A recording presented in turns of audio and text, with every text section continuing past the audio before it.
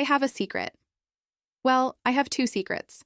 The first is that while I am publicly Riley Matthews, serious senior creative writing student currently working on a thesis about the existential dread of the suburban Midwest, privately I am R.J. Matt, self-published author of 3 very popular, very spicy romance novels on Amazon. My second secret is that I am hopelessly, desperately, and tragically in love with Professor Elena Vance. Professor Vance is the head of the Modern Literature department. She is 34 years old, wears blazers that cost more than my tuition, and has never been seen smiling in the history of this university. They call her the Ice Queen. She is brilliant, terrifying, and devastatingly beautiful in a way that makes you want to apologize for existing in her presence. I have spent the last 3 years avoiding her eye contact while simultaneously trying to impress her with my mediocre, serious writing.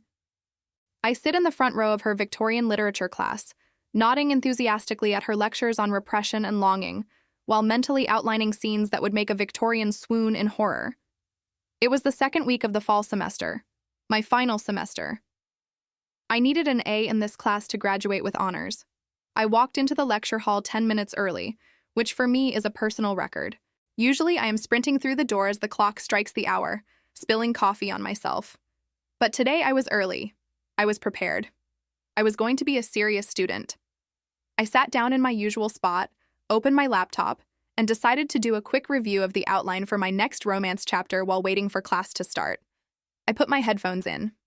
I opened Spotify. I navigated to my Writing Mood playlist. This playlist is not for the faint of heart.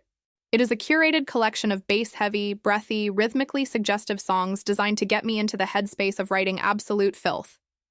2 Feet, The Weeknd, Arctic Monkeys. I hit play on my headphones. Nothing happened.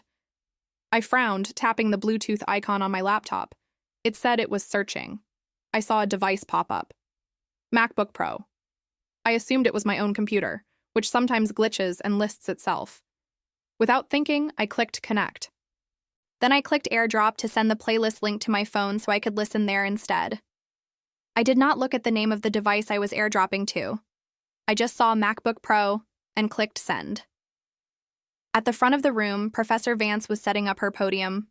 Her laptop was connected to the massive sound system of the lecture hall, projecting her slides onto the screen. She looked impeccable as always, wearing a navy blazer and glasses on a delicate gold chain. I looked down at my phone, waiting for the notification. Nothing. Then, a sound erupted from the lecture hall speakers. It was not the polite chime of an email notification. It was the opening bass line of I Feel Like I'm Drowning by 2 Feet. If you know this song, you know it sounds like sex. It is slow, heavy, and unmistakable. The sound filled the room. It echoed off the high ceilings. It vibrated in the desks. Professor Vance froze. She looked down at her laptop. On the screen, projected for the entire class of 50 students to see, was a notification window. Airdrop from Riley's iPhone. Item, writing mood. The chili pepper emoji was approximately 10 feet tall on the projector screen. My heart stopped. My lungs stopped. I think my kidneys shut down. I sat there, frozen in horror, as the song continued to play. It was 10 seconds of pure, unadulterated mortification. Professor Vance did not scramble to turn it off. She did not look flustered. She simply looked at the screen, read the notification, and then slowly turned her head to look directly at me. I was the only person in the room whose face was the color of a stop sign. I wanted the floor to open up and swallow me whole. I wanted a meteor to strike the building. I wanted to be anywhere in the universe, but here. The song reached the part where the vocals kick in. Suggestive. Heavy. Professor Vance reached out with one elegant finger and tapped the trackpad to pause the music. The silence that followed was louder than the bass had been.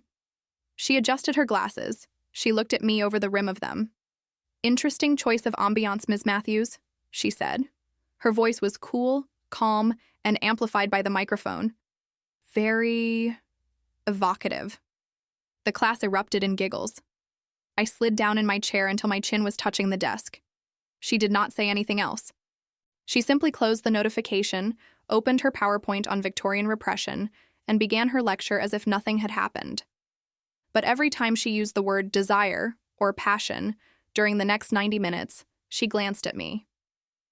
I did not hear a single word of the lecture. I spent the entire time drafting my withdrawal from the university and my subsequent flight to a remote island where there is no electricity and no airdrop. When class ended, I packed my bag in record time. I was ready to sprint for the door. I was almost free. "Ms. Matthews!" Professor Vance's voice cut through the noise of shuffling papers. "A word, please." I froze. My classmates gave me pitying looks as they filed past. I walked slowly down the stairs to the podium, clutching my bag like a shield. Professor Vance was organizing her notes. She did not look up until I was standing right in front of her. "I am so sorry," I blurted out. "It was an accident. I was trying to send it to my phone. I didn't mean to interrupt class. I didn't mean to send it to you. I don't even know why I have that playlist. It's a joke, a prank. I've never heard those songs before in my life." I was rambling. I knew I was rambling. I couldn't stop. "Breathe, Riley," she said. It was the first time she had ever used my first name. It stopped me mid-sentence. She closed her laptop and leaned back against the desk, crossing her arms. She studied me for a moment. "So," she said. "Writing mood? Chili pepper emoji." I felt my soul leaving my body. "It's just for writing." "What kind of writing requires that specific rhythm?" I stared at her shoes. They were expensive leather loafers. "Serious writing," I lied. "Literary fiction. The thesis I'm working on." She raised an eyebrow. "You listen to 2 feet to write about the existential dread of the suburban Midwest?" "Yes," I squeaked. "It helps with the angst," Professor Vance hummed, a low, skeptical sound. "Come to my office hours tomorrow, Ms. Matthews. We need to discuss your thesis outline, and perhaps your musical inspirations." She picked up her bag and walked out, leaving me standing alone in the lecture hall, wondering if it was possible to die from embarrassment. I showed up at her office the next day at exactly 2:00. I had considered faking a medical emergency, but I knew she would just make me reschedule. I knocked on the door. "Enter," her voice called out. I walked in. Her office was exactly like her, organized, intimidating, and smelling faintly of old books and expensive coffee. She was sitting behind her desk, marking papers with a red pen. She gestured to the chair opposite her without looking up. I sat. I waited. Finally, she capped her pen and looked at me. "So, the playlist." I cringed. "Professor, really, I am so sorry. It was unprofessional. It was human," she corrected. "And honest. Which is more than I can say for the draft of the thesis chapter you submitted last week." I blinked. "Excuse me?" She pulled a stack of papers from her desk. It was my chapter. It was covered in red ink. "I read this," she said. "It is technically proficient. The grammar is perfect. The structure is sound. And it is completely boring." Ouch! "It is beige, Riley," she continued. "It is safe. You are writing what you think I want to hear. You are writing to impress the academy. There is no pulse, no blood, no heat." She leaned forward, her eyes locking onto mine. "And then yesterday you blasted a song about obsessive, consuming desire through my lecture hall, a song that suggests a very different internal landscape than this. Suburban ennui." I shifted in my chair. I didn't know what to say. "Why do you have shame about desire, Riley?" I choked on air. I mean, in literature," she said, standing up and walking to her bookshelf, "desire is the engine of plot. It is the thing that breaks the status quo. It is the disruption. Whether it is sexual ambition or hunger, it is the thing that makes characters move." She pulled a book from the shelf and turned back to me. "You are hiding. You are writing safe intellectual prose because you are afraid that if you write what you actually feel, what you actually listen to, people will think less of you." She was reading me. She was dissecting me like a frog in biology class. "What do you want me to do?" I asked, my voice small. "I want you to write something real," she said. "I want you to scrap this chapter. I want you to write a new one. And I want it to be as honest as that playlist." She placed the book on the desk in front of me. It was Lady Chatterley's Lover. I stared at the book. "You want me to write smut?" I want you to write desire, she said, her lips twitching with the ghost of a smile. If that manifests as smut, so be it. But make me believe it. Make me feel it. Stop apologizing for your own instincts. I took the book. I looked at her. She was challenging me. It was a professional challenge, but there was something else in her eyes. A spark. Okay, I said. I'll rewrite it. Good. She sat back down. See you next week. And Riley? Yes, Professor. Next time you want to share music with me, just email the link. The bass in that lecture hall is terrible. I walked out of her office feeling dizzy. She hadn't yelled at me. She hadn't reported me. She had told me to write desire. So I did. I went home and I scrapped my boring literary fiction chapter. I put on my writing mood playlist, and I wrote. I wrote about a young academic who is obsessed with an older, unattainable mentor. I wrote about the tension of being in a room with someone you want so badly it hurts, but never being able to touch them. I wrote about glances and accidental touches and the overwhelming, suffocating heat of repression. It was the best thing I had ever written. It was also deeply, obviously about her. I turned it in a week later. I handed it to her at the end of class, my hands shaking. She took the folder. Thank you, Ms. Matthews. I look forward to reading it. The next week was torture. Every time I went to class, she acted normal. She lectured. She ignored me. I was sure she hated it. I was sure she knew it was about her and was preparing the expulsion papers. Then, I got my feedback. She handed the folder back to me after class.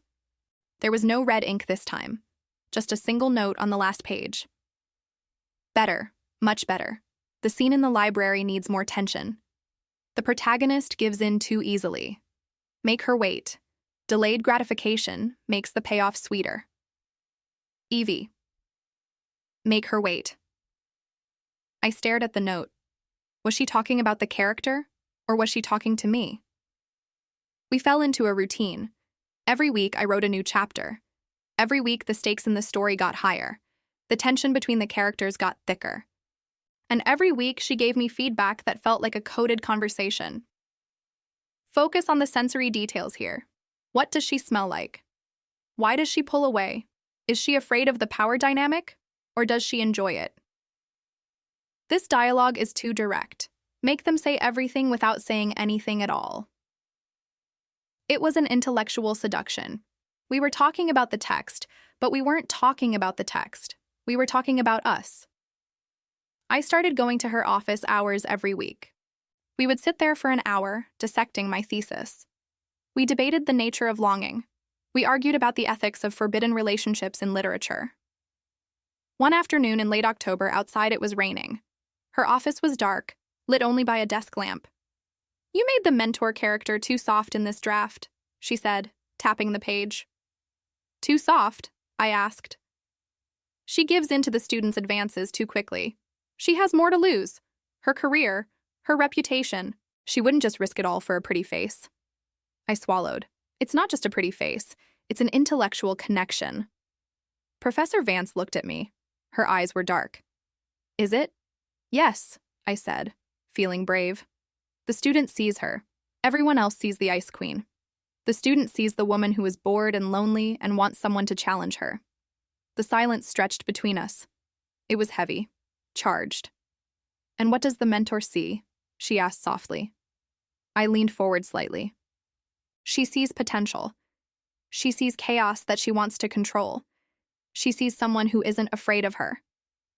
Professor Vance held my gaze. She didn't blink. For a second, I thought she was going to reach across the desk. I thought she was going to kiss me. Then she cleared her throat and looked away. Fix the pacing in paragraph 3, she said, her voice tight. It's rushing. I left her office with my heart hammering against my ribs. We were playing a dangerous game. I knew it. She knew it. The semester dragged on. The leaves fell. Snow started to cover the campus. The tension between us was becoming unbearable. Every time she looked at me in class, I felt it. Every time our hands brushed when passing papers, it was like an electric shock. But she never crossed the line. She never said anything explicit. She kept the barrier of teacher and student firmly in place. I started to get frustrated. I wanted her to break. I wanted to know if I was imagining it all. It was the week before finals, the last office hour session. I was graduating in 2 weeks. I handed her the final chapter of my thesis. In the story, the student and the mentor finally kiss. It is explosive. It is messy. It is everything. She read it while I sat there. She read it slowly. I watched her eyes move across the page. I watched her breath hitch, just once, when she got to the climax of the scene. She finished reading. She closed the folder. She placed her hands flat on top of it. This is compelling work, Riley. Compelling? I asked. That's it? It is well written. It is honest. Is it realistic? I asked. She looked at me. What do you mean? Would she really do it? Would she risk everything? Professor Vance stood up. She walked to the window and looked out at the snow. Not while the student is still a student, she said. My heart skipped a beat. Not while she holds the power of the grade, she continued. Not while there are rules and ethics and lines that cannot be crossed. Because if she did, it wouldn't be love. It would be exploitation. And she respects the student too much for that. I stood up too. I walked over to her. I stood just behind her, not touching, but close. And after? I asked. After the student isn't a student anymore? She turned around. We were inches apart. I could smell her perfume. Sandalwood and old paper. After, she whispered. After is a different story. She looked at my lips. Then she stepped back. Go study for your finals, Ms. Matthews. I will see you at the final presentation. I walked out into the snow. I didn't feel cold. I felt on fire. The final presentation. The creative writing department has a tradition. Seniors read a selection of their thesis to the faculty and their peers. It is a public reading. I chose the scene. The scene she had challenged me to write. The scene where the student tells the mentor exactly what she wants. The room was packed. Students, faculty, the dean. Professor Vance was sitting in the front row, right in the center. She was wearing a black blazer. Her face was impassive. The Ice Queen. I walked up to the podium. I adjusted the microphone. My hands were shaking, but my voice was steady. This is from a project titled The Education of Desire, I said. I started reading. I read the words I had written for her. I read about the ache of watching someone from across a room. I read about the specific torture of being intellectually undressed by someone you can't touch. I looked up. I locked eyes with her. I read the line. I don't want your mentorship. I don't want your red pen. I want the chaos you hide behind that desk. I want to ruin your composure. The room was silent. You could hear a pin drop. It was electric. Everyone felt it. It was too intimate. Too real. I finished reading. I closed my notebook. For 3 seconds, no one moved. Then, Professor Vance started clapping. It was a slow, deliberate clap. The rest of the room joined in, relieved. I walked off the stage. My legs felt like jelly. After the event, there was a reception. Wine and cheese. People congratulated me. I was looking for her. I couldn't find her. Then I felt a tap on my shoulder. Ms. Matthews. I turned around. She was holding a glass of wine. She looked softer. The lines around her eyes were relaxed. That was a bold choice, she said, reading that scene. I wanted to be honest, I said, like you taught me. She took a sip of wine. You graduated today. Technically, the grades were submitted an hour ago. I blinked. They were? Yes. You got an A, by the way. Thank you. She reached into her blazer pocket. She pulled out her phone. I have a playlist I think you might like, she said. She tapped her screen. My phone buzzed in my pocket. I pulled it out. Airdrop from Elena's MacBook. Item, grading mood. I laughed. I accepted it. I opened the playlist. It wasn't classical music. It wasn't literary podcasts. It was The Neighborhood. Hosier, Glass Animals. And right at the top, I Feel Like I'm Drowning by 2 Feet. I looked up at her. My jaw dropped. You knew, I whispered. You knew the song. She smirked. A real, genuine smirk. Of course I knew the song, Riley. I have ears. And excellent taste. You let me sweat for 4 months, I said, incredulous. I was teaching you a lesson, she said, about tension, about pacing, about making it earned. I took a step closer to her. We were in the corner of the room. No one was watching. Did I earn it? I asked. She looked at me. She looked at the woman who had just publicly declared her desire in front of the entire department. Yes, she said. You did. She leaned in close to my ear. Her voice was a low purr that sent shivers down my spine. My car is in the faculty lot. Spot 42. It's unlocked. Go wait for me. I have to say goodbye to the dean. It will take 10 minutes. She pulled back. Her eyes were dark and full of promises. Don't be late, Ms. Matthews. I hate waiting. She turned and walked away, sipping her wine, back into the crowd of academics. The Ice Queen, perfectly composed. I looked at my phone. I put my headphones in. I hit play on her playlist. The bass kicked in. I walked out of the reception, out of the building, and toward the faculty lot. I wasn't Riley the student anymore. I was the protagonist of the best story I had ever written, and I knew exactly how this chapter was going to end. I accidentally airdropped my spicy playlist to my professor. She played it in class. She critiqued my writing. She challenged my mind. And now she was going to ruin me in the best way possible. Some mistakes are worth making. Some accidents aren't accidents at all. They're just the plot kicking in.